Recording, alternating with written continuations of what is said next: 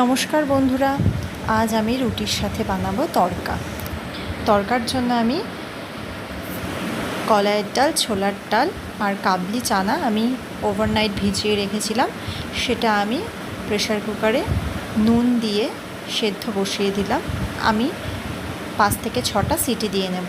আর কুচিয়ে নিয়েছি পেঁয়াজ, টমেটো, কাঁচা লঙ্কা, আদা, রসুন পেস্ট করে নিয়েছি। এরপরে আমি কড়াইতে একটা ডিম ভেজে নিলাম। আমি আজকে এগ তড়কা করব, বাট যারা এগ দেবেন না তারা স্কিপ করে যাবেন। তো এবার আমার ডিমটা ভাজা হয়ে গেছে। এরপরে আমি ওই কড়াইতেই আর একটু তেল দিয়ে দিলাম। আমি সর্ষের তেলেই রান্নাটা করব। তেলটা গরম হয়ে গেছে, আমি এবার কুচনো পেঁয়াজটা দিয়ে দিলাম আর দিয়ে দিলাম কাঁচা লঙ্কা। যে যেরকম ঝাল খান সেরকম লঙ্কা দেবেন। আমি খুব একটা ঝাল করব না, কারণ আমার ছেলে খাবে। আর দিয়ে দিলাম টমেটো কুচি।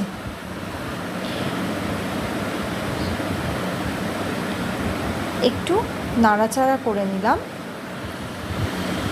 এবার আমি ওর মধ্যে যে মশলাটা করেছিলাম আদা রসুনের পেস্ট, সেটা আমি দিয়ে দিলাম।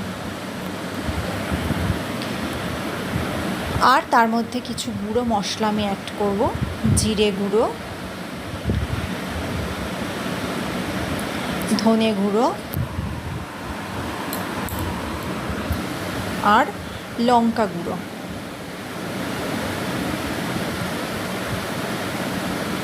দেব হলুদ গুঁড়ো।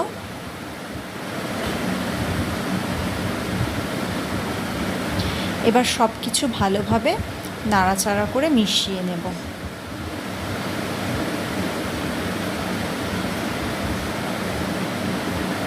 এর মধ্যে আর একটু সামান্য লবণ দেব। ডাল সিদ্ধর সময় আমি লবণ দিয়েছিলাম, আর অল্প একটু লবণ আর সামান্য একটু চিনি অ্যাড করলাম। এবার মশলাটা আমি কষিয়ে নেব।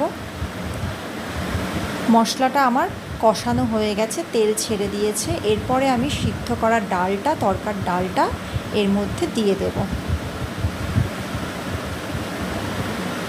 ডালটা দিয়ে এবার আমি মশলার সাথে ডালটাকে ভালোভাবে নাড়াচাড়া করে মিশিয়ে নেব।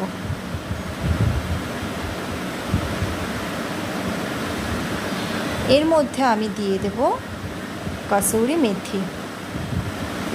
তড়কাটা যখন একদম লাস্ট মুহূর্তে চলে আসবে, যখন রেডি হয়ে যাবে, তার আগে আমি কাসুরি মেথিটা দিয়ে দিলাম। আর যে ডিমটা আমি ভুজিয়া করে রেখেছিলাম সেটা আমি ওপর থেকে দিয়ে এবার একটু নাড়াচাড়া করে গ্যাসটা নিভিয়ে দেব। আর আমি সামান্য দিয়ে দিচ্ছি একটু বাটার।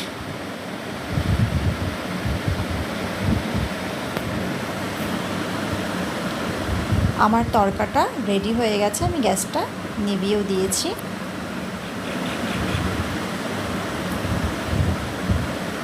এরপরে আমি এটা রুটির সাথে সার্ভ করব।